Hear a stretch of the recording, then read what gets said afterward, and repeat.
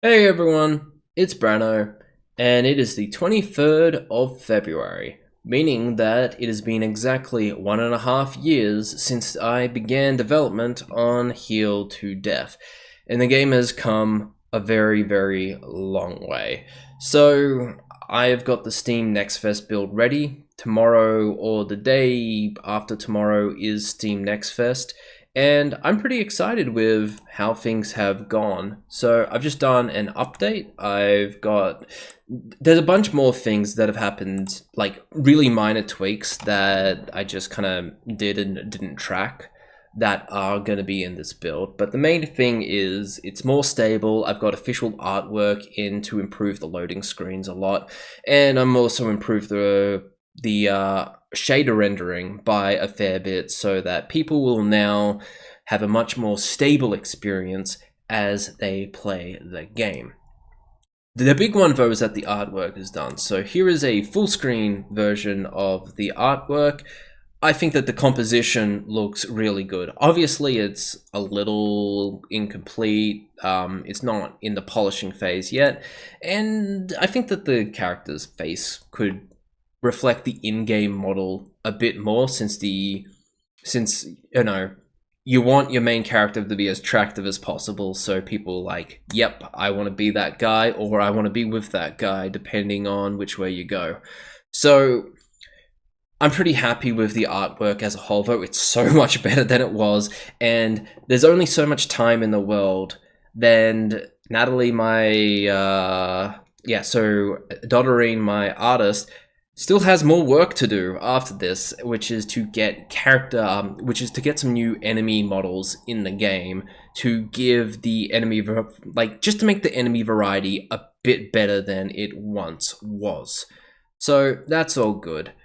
Now, I've been playtesting the game a fair bit, and I think it's really fun. Like, I have made the game that I wanted to play, and I do not know, though, if that is aligned with other people. I have a tremendous amount of bias towards my own game, so I'm completely blind to it, but I've had fun playtesting the game, like making sure that the executable doesn't crash, and it seems to be pretty stable. So I'm pretty excited about that. Now, a little bit of a negative is that just because I enjoy the game doesn't mean other people are going to enjoy the game. And you can see right here, I'm just going to zoom in a bit so you can actually get the value.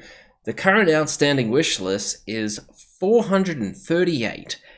That is not a lot. That is like in pure failure territory for the game.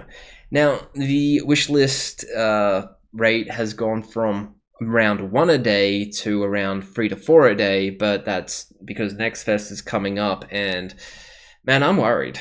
I am really worried because I'm in a period of time where I need a miracle. The game just is not getting the traction that I was hoping it would. And I am kind of been hoping that Steam Next Fest is going to be that miracle. But I don't know. I've got a big list of content creators I will need to contact. Especially the indie space, I'll be letting them know that my game exists. But other than that, I've got a trailer that a festival is going to post, maybe a couple of festivals. I don't know. I'm definitely in one of them, so that's good. But other than that, it's just waiting until the April release.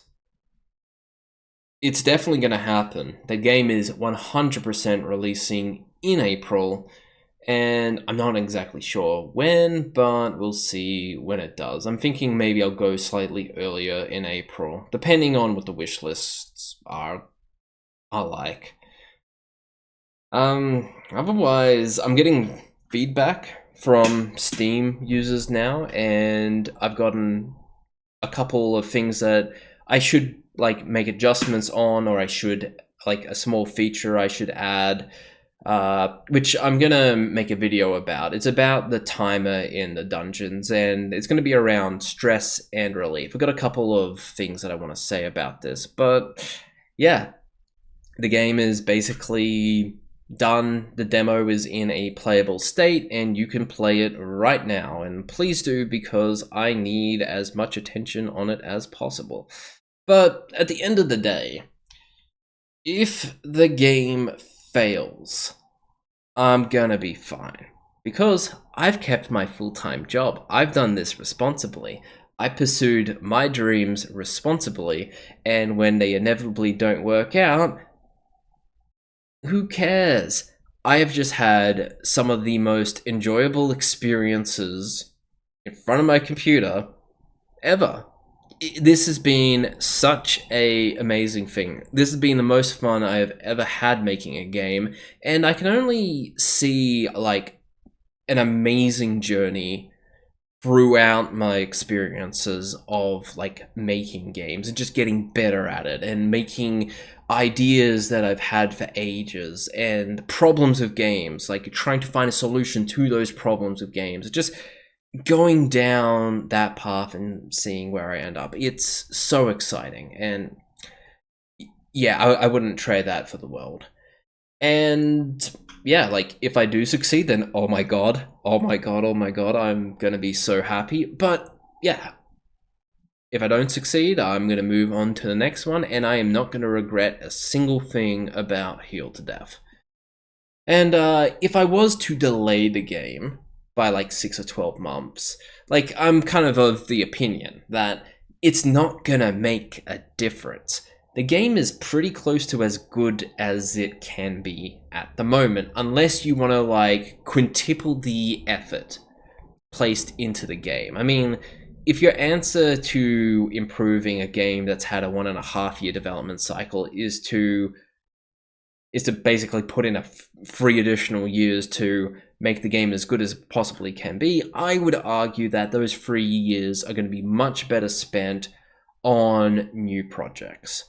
Now, in terms of the types of games I'm going to make in the future, I'm going to be aiming for lower scope games. I'm not going to be aiming for small games, but I am going to be aiming for that lower to mid level of games. I would really like my next one to not take more than a year to complete, and so I'm probably going to aim for a game that I can get finished in 6 months, and then you have that additional 6 months at the end to make sure it is absolutely the best version it can be.